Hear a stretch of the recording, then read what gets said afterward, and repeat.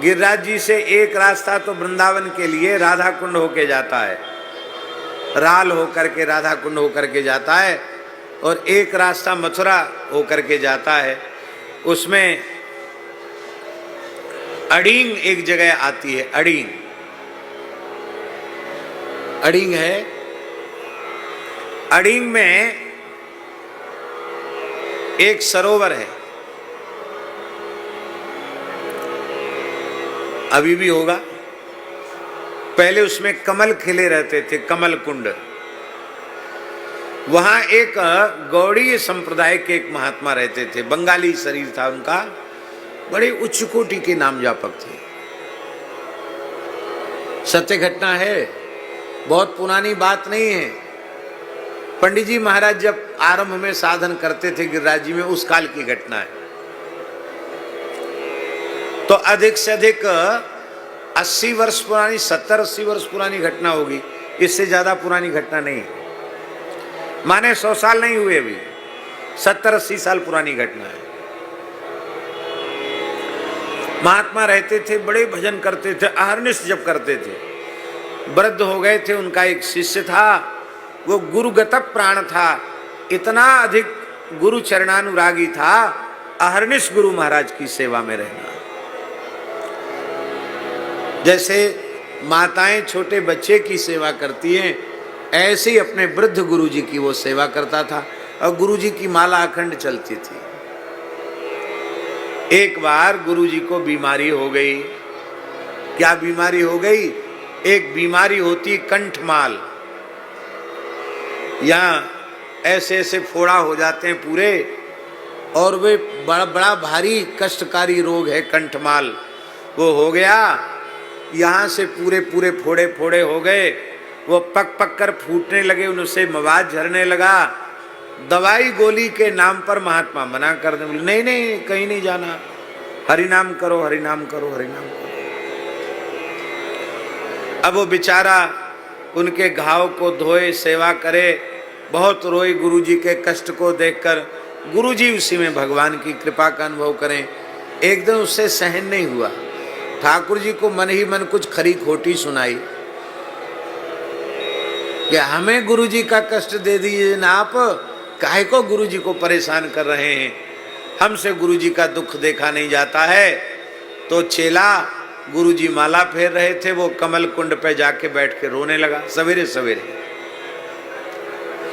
तो ठाकुर जी की कृपा हो गई। भगवान श्री कृष्ण बलराम गैया चराते हुए वहां से निकले ग्वारिया वेश में,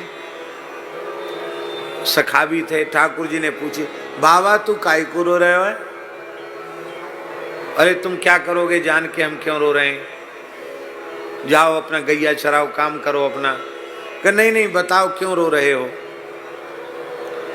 बोले हमारे गुरुजी को ऐसी बीमारी हो गई है कंठमाल, बहुत दुखी है, गुरुजी का कष्ट हमसे देखा नहीं जाता है। तो ठाकुर जी बोले तेरो गुरु हठी है, वो मानेगो नहीं। तो एक कष्ट भले ही है रहे, पर तेरे गुरु है कोई कष्ट ना है, वो तो प्रसन्न है, वो तो खूब हरिनाम कर रहे हो है, पर तुमसे कष्ट नहीं देखा जाता। तो लो ये लूखड़ी। तो एक सरोवर के किनारे से कोई घास जैसी उखाड़ के कोई जड़ी ठाकुर जी ने दे दी। बोले इसको पानी में घोट करके रात को गुरु जी को लगा देना, सवेरा होते ही गायब हो जाएगी बीमारी। बोले आया गुरु जी को सोते समय ये सफाई तो करता ही था, थोड़ा सफाई किया, कपड़े से पूछा, और बस वो पानी में मिला के जड़ी रखी थी उसको लगाया। गुरुजी विश्राम कर गए। सवेरे उठते ही उन्होंने जैसे किसी की माला खो जाए ऐसी उन्होंने ऐसे छुआ, देखा। बोले कहाँ गया ये सब कहाँ गया, क्या हुआ? जैसे किसी की बहुत मूल्यवान माला खो जाए तो कंठमाल रोग के लिए बोले कहाँ गई ये बीमारी? शिष्य से कहा कहाँ गई? अभी भोग से उसका प्रारब्ध का क्षय तो हुआ नहीं था और बीच में ही ये चला गया रोग। कैसे चला गया? तू सत्य सत्य बता। शिष्य ने सारी बात सच्ची कह दी। तो गुरुजी बोले कि तुमने हमारा जन्म बिगाड़ दिया।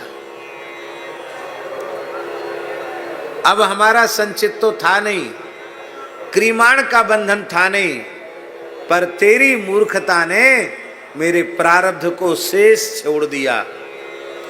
तू सेवा में रहने लायक नहीं है, मैं तेरा त्याग करता हूं, चला जा, मुंह मत दिखाना।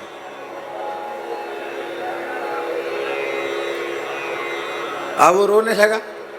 बोले गुरुजी मैं आपके बिना तो रह नहीं सकता। बोले नहीं नहीं, तू जा जा, तू बस जा। भगा दिया उसको। वो बेचारा भोला भाला था। फिर जाके वही कमल कुंड के पास जाके वहीं बाट के फिर रोने लगा।